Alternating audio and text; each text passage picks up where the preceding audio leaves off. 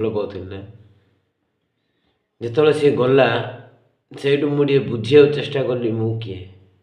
ଯେତେବେଳେ ସିଏ ଗଲା ମୁଁ ସେଇଠି ଭାବିଲି ମୁଁ ତାକୁ ଏତେ ଭଲ ପାଉଥିଲି, ସିଏ ମୋଠୁ ଦୂରେଇ ଗଲା ନା, ମୋତେ ସେତିକି କଷ୍ଟ ହେଲା।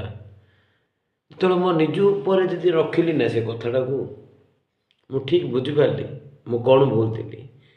ଆଉ ଏତିକି ଗୋଟେ ଜିନିଷ ମୁଁ କ୍ଲିୟର୍ ହେଲି ଯେ ସିଏ ମୋ ଭାଗ୍ୟରେ ନଥିଲା। ଯେତେବେଳେ ଭଲ ହେଲା ସିଏ ମୋ ଲାଇଫ୍‌କୁ ଆସିକିରି ମୋତେ କେତେ ଚେଞ୍ଜ କଲା। ମୋତେ ପୁରା ବେଶୀ ଚେଞ୍ଜ କରିଦେଲା ସିଏ। କହିଲେ ତା ଭଲ ପାଇବା ନା ମୋତେ ବେଶୀ ଚେଞ୍ଜ କରିଦେଲା। ତା'ର ଗୁଣ ବି କଲା ମୋତେ, ମୋତେ ବି ଭଲ ଲାଗିଲା ଏବେ। ମୋତେ ବେଶୀ ଚେଞ୍ଜ କରିବା କାରଣ ହେଉଛି ସିଏ।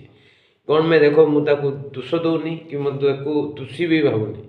ଆଉ ବେଶୀ ଜିନିଷ ଜାଣିବାକୁ ବି ପାଇଲି। ଅବଶ୍ୟ ମୁଁ ତାକୁ ତ ଲାଇଫ୍‌ରେ ଆଉ ଦେଖିବାକୁ ବି ଇଚ୍ଛା ନାହିଁ କି ତାକୁ ଆଣିବାକୁ ବି ଇଚ୍ଛା ନାହିଁ। ଆଉ ସିଏ ଯେଉଁଠି ରହୁଛି ରହୁ, ଭଲ ରହୁ। କ'ଣ ପାଇଁ ସିଏ ମୁଁ ଏବେ ଏତିକି ବଦଳିବା କାରଣ ହେଉଛି ସିଏ।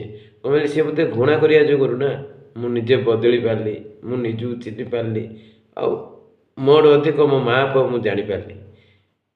ବେଲେ ମୁଁ ଏତେ ଖୁସି ଅଛି, ଏତେ ଭଲ ପାଉଛି, ଏତେ ଭଲରେ ଅଛି ମୋ ନିଜକୁ ମୁଁ ବେଶୀ ଖୁସି ହେଲି। କ'ଣ ପାଇଁ ମୁଁ ଲୋକକୁ ଭଲ ପାଉଥିଲି ନା, ମୁଁ ଲୋକକୁ ସମୟ ଦେଉଥିଲି ନା।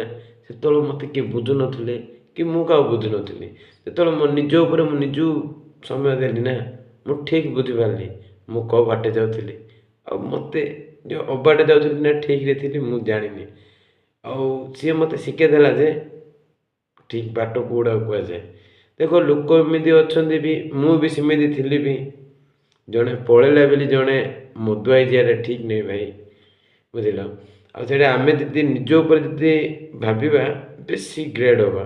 କ'ଣ ପାଇଁ ମୁଁ ବେଶୀ ଜାଣିବାକୁ ପାଇଲି, ବେଶୀ ଭାବିଲି ବି ଆଉ ବେଶୀ ଜାଣିଲି ବି। ତାହିଁରେ କ'ଣ ଜାଣିଲି, ଜଣକୁ ଆମେ ବେଶୀ ହୃଦୟ ଦେଇ ଭଲ ପାଉଥିବା ନା, ଯେତେବେଳେ ମନକୁ ଭାଙ୍ଗିକି ପଳାଏ ସେଠି କେତେ କଷ୍ଟ ହେଉଛି। ଆଉ ସେ କଷ୍ଟରେ ମୁଁ କେତେ ଦଣ୍ଡ ପାଇଥିଲି। ଆଉ ସେ ଦଣ୍ଡରେ ମୁଁ କେତେ ଅପନିନ୍ଦା ହେଇଛି, କେତେ ଖରାପ ହୋଇଛି। ଆଉ ସେ ଗୋଟେ ଜିନିଷ ନା, ମୁଁ ଆଉ ଚାହୁଁନି ମୋ ଭାଗ୍ୟରେ କି ମୋ ଲାଇଫ୍‌ରେ ସିଏ ଆସୁ ଆଉ ଥରେ। ଭଲ ଲାଗିବନି ଭାଇ। କ'ଣ ପାଇଁ ବୋଇଲେ ଯିଏ ମନରୁ ମରିଗଲା, ଜଣେ ମନରୁ ପଳେଇଲା ନା, ମାତ୍ର ଭଲ, ମୁଁ ମନା କରୁନି। ମୋ ଲାଇଫ୍ ମୁଁ ତାକୁ କେବେ ବି ନିନ୍ଦା କରିନି କି ସେ ଯେଉଁଠି ରହୁଛି ରହୁ, ଭଲରେ ରହୁ। ଆଉ ତା ପାଇଁ ଏମିତି ନା ମୁଁ ଖୁସି ଅଛି। ଆଉ ମାତ୍ର ମୁଁ ତାକୁ ଲାଇଫ୍‌ରେ ଦେଖିବାକୁ ବି ଇଚ୍ଛା ନାହିଁ କି ଭାଗ୍ୟରେ ତାକୁ ଆଣିବାକୁ ଇଚ୍ଛା ନାହିଁ। ଆଉ ସିଏ